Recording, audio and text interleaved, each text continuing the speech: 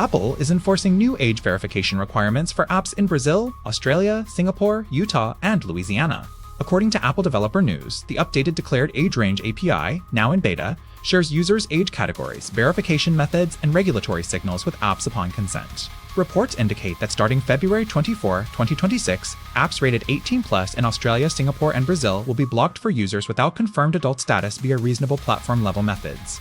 In Utah, the rules take effect May 6, 2026, with mandatory age sharing for new Apple accounts, while Louisiana follows on July 1 with additional API and StoreKit updates. Sources confirm these changes also target loot box games in Brazil, automatically assigning 18+ ratings that trigger verification. Industry analysts say this hands greater control to governments over content access, potentially chilling developers' free speech and user privacy.